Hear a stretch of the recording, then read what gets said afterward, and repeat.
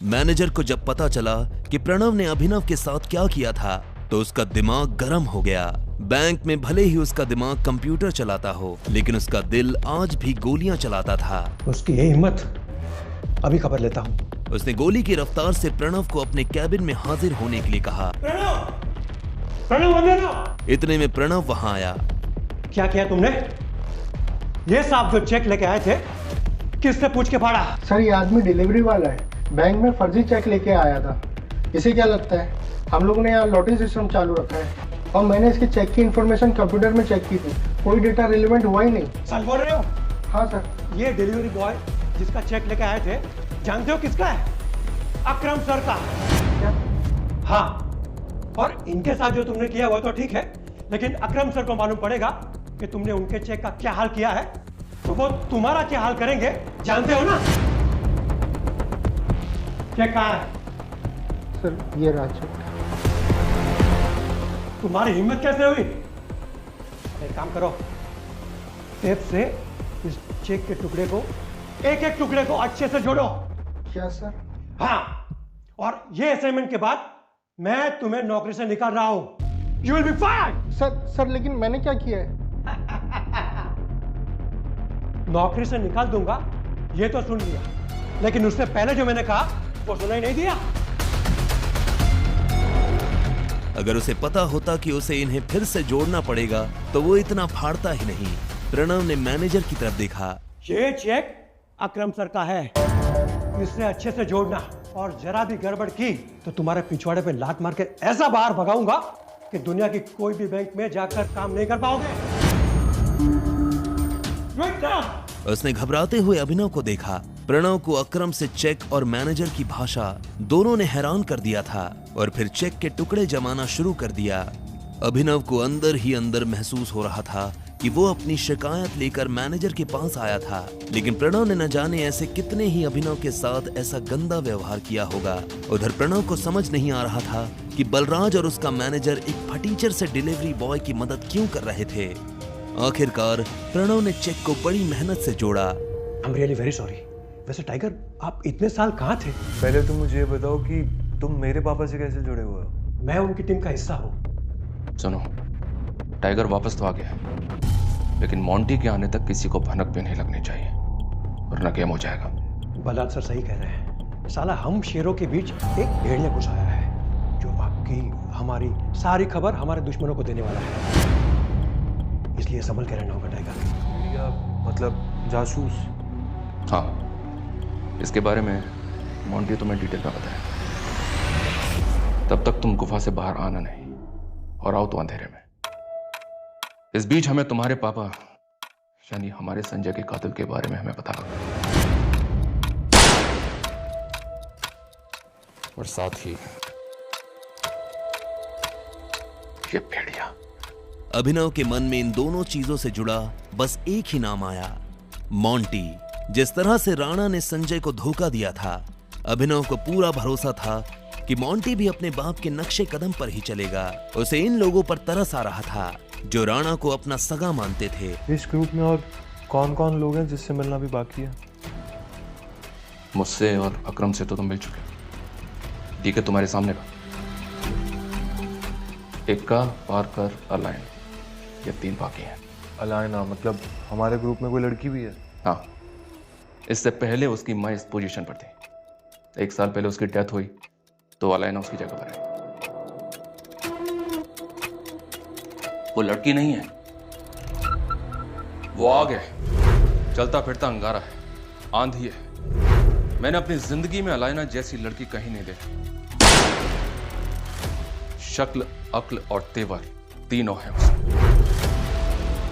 मैं कुछ समझा नहीं। जिद्दी है, उसकी जिद के आगे मुझे अपनी जिद भी कम लगती है। कहने को तो हमारे ग्रुप में बस वो एक लड़की है, लेकिन उसे पढ़ पाना हम में से किसी मर्द के बस की बात नहीं। ये सुनते ही अभिनव समझ गया था कि बलराज का इशारा किस तरफ है।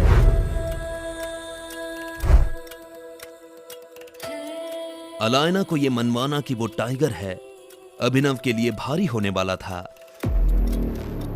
फिर भी अभिनव को यह चैलेंज लेने में मजा आ रहा था।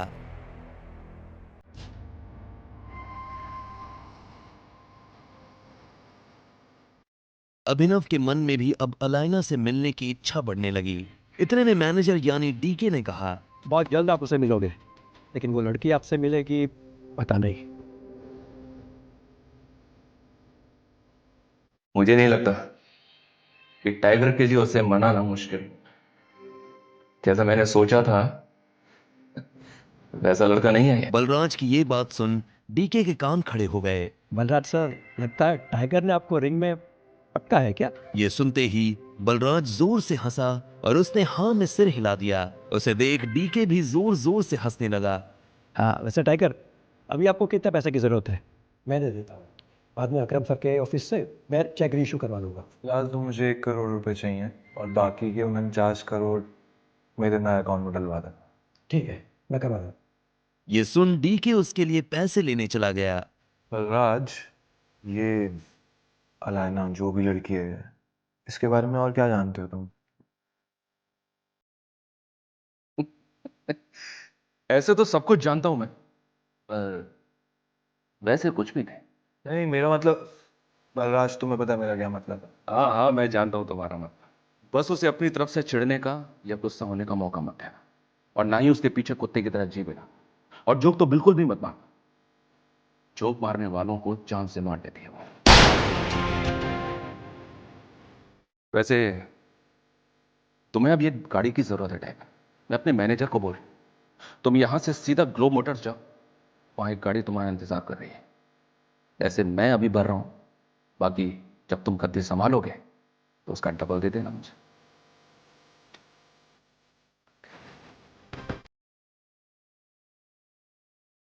Thank you.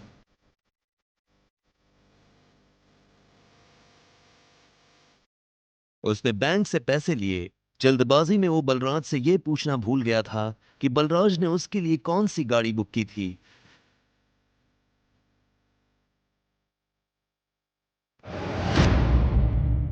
जैसे ही वो अंदर गया तो उसने देखा कि शोरूम का मैनेजर दरवाजे पर खड़ा होकर किसी का इंतजार कर रहा था। मिस्टर अभिनव ग्रेवाल? मैं ही हूँ अभिनव गढ़वाल।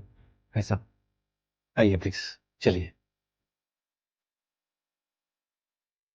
कुछ देर बाद अभिनव एक गैराज में आ गया था। मैनेजर उसे उसकी गाड़ी के पास लेकर आया। सर, ये है गाड़ी, मैं पेपर्स रेडी करवाता हूँ, तब तक गाड़ी देख लीजिए। वो एक बहुत ही महंगी सी गाड़ी थी। बलराज ने जानबूझकर उसे पुराना करवाया था ताकि कोई भी अभिनव पर उसकी गाड़ी की वजह से शक न करे। पर जब अभिनव ने गाड़ी के अंदर देखा तो उसे बहुत अच्छा महसूस हुआ।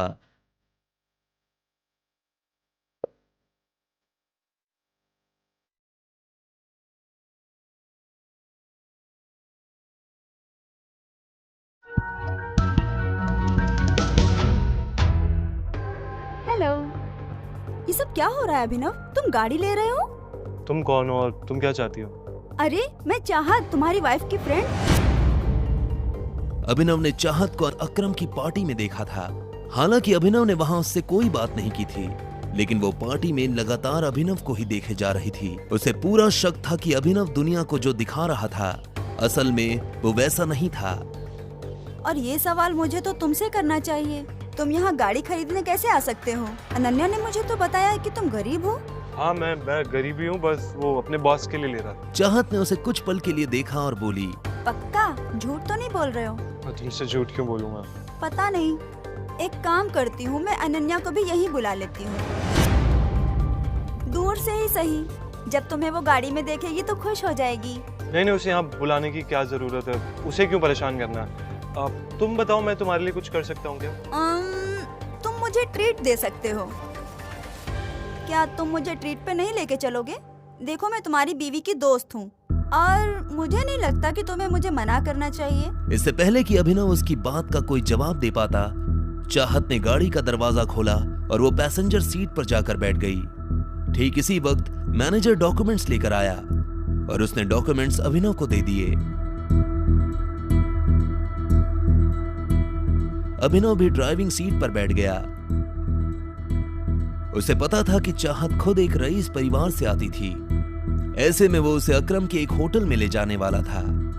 चाहत पूरे रास्ते रह रहकर अभिनव को देख रही थी। अभिनव को समझ नहीं आ रहा था कि वो उससे चाहती क्या है। अभिनव की गाड़ी अकरम के होटल के नीचे पार्क हुई। बिजनेस में अकरम किसी की नहीं सुनता, समझे? ठीक है, मैं बाद में कॉल करता हूं। टाइगर, अभिनव का फोन बज उठा। उसने देखा अकरम का फोन था। अकरम, हेलो टाइगर, क्या हुआ? मैंने तुम्हारी गाड़ी अपने ऑफिस के नीचे आते हुए देखी। सब ठीक तो है? All okay?